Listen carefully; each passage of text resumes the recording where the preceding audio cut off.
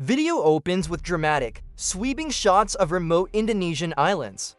The camera slowly pushes in on a Komodo dragon, motionless, its tongue flicking the air, deep in the heart of Indonesia, scattered across a sun-scorched archipelago. A true living fossil roams. This isn't a creature of myth or legend, though its presence feels just as ancient. This is the Komodo Dragon, a titan from a bygone era, and it holds dominion over these isolated islands. But its reign isn't enforced with fire or claws alone. Its true power, its most formidable weapon, is far more insidious. It's a biological masterpiece of lethality, delivered in a single, decisive bite. Join us as we delve into the world of the island apex hunter and uncover the secrets of its toxic bite. The Komodo dragon is the largest lizard on Earth, a heavyweight predator that can reach up to 10 feet in length and weigh over 150 pounds. For centuries, scientists believed its bite was deadly simply because of a cocktail of nasty bacteria festering in its mouth. The story went that a bite would lead to a gruesome, septic infection, slowly weakening its prey over days. While its mouth certainly isn't a sterile environment, the real story is far more fascinating and far more deliberate. The dragon is, in fact, venomous. Let's break down the science. Tucked away in its lower jaw are complex venom glands. When the Komodo dragon bites, it doesn't inject venom through hollow fangs like a snake. Instead, the venom seeps from between its serrated teeth and mixes with the victim's blood as it tears flesh. This venom is a sophisticated cocktail of proteins, a chemical warfare agent designed with one purpose: to bring down prey much larger than itself. So, what exactly does this venom do? It's not a fast-acting neurotoxin that paralyzes its victim instantly. It's a slow-burn weapon, a masterpiece of biological engineering. First, it acts as a powerful anticoagulant, preventing the blood from clotting. This means even a minor wound will continue to bleed profusely. At the same time, other compounds in the venom cause a massive drop in blood pressure by dilating the blood vessels. The combined effect is catastrophic. The prey rapidly goes into shock from blood loss and circulatory collapse. It becomes weak, disoriented, and unable to fight or flee. The dragon doesn't need to win a prolonged, brutal fight. It just needs to land one good bite, and then time and its own biology do the rest. Patience is the Komodo dragon's greatest ally. After delivering its fatal bite, it often retreats and simply waits. It will follow its wounded prey, sometimes for miles, using its incredible sense of smell to track the dying animal. Its forked tongue tastes the air, picking up scent particles and delivering them to a specialized sensory organ in the roof of its mouth called the Jacobson's organ. This gives it a directional sense of smell, allowing it to pinpoint its future meal with unerring accuracy. It can detect a carcass from over 5 miles away. For the victim, be it a water buffalo, a deer, or a wild boar, the chase is already over. It's just a matter of time before it succumbs to the venom's relentless work. Observing a Komodo hunt is a lesson in predatory efficiency. They are masters of the ambush. A dragon might lay motionless for hours near a game trail or a water hole. Its gray, scaly skin providing perfect camouflage against the dry earth and rock.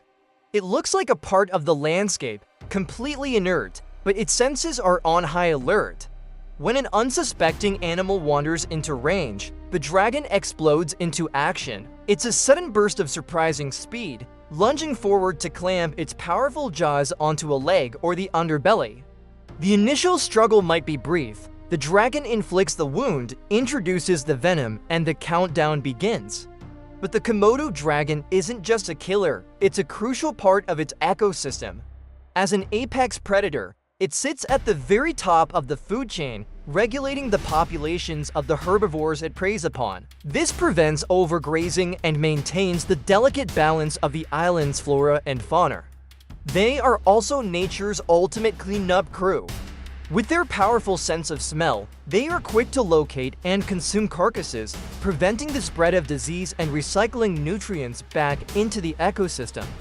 From the largest water buffalo to the smallest rodent, almost nothing is wasted. Their powerful digestive systems can handle bone, hooves, and hair. They are the ultimate recyclers, ensuring the islands remain healthy. Their social lives are also surprisingly complex. While generally solitary, they are not strangers to each other. When a large kill is made, multiple dragons may gather to feast. This leads to a clear and often dramatic hierarchy. The largest males eat first, asserting their dominance with intimidating displays, hissing, posturing, and sometimes violent clashes. These gatherings are a raw, primal spectacle, a window into a world governed by size and strength. It is a brutal but effective system that ensures the strongest individuals get the resources they need to pass on their genes. Despite their ancient lineage and formidable power, the future of the Komodo dragon is fragile. These magnificent creatures are facing threats on multiple fronts. Their habitat is shrinking due to human encroachment and agricultural expansion. Climate change poses another significant danger. Rising sea levels threaten to submerge the low-lying coastal areas that are a key part of their habitat, potentially fragmenting their populations even further. A warming climate could also impact the incubation temperature of their eggs, which can determine the sex of the hatchlings, potentially skewing the gender ratio and hampering reproduction.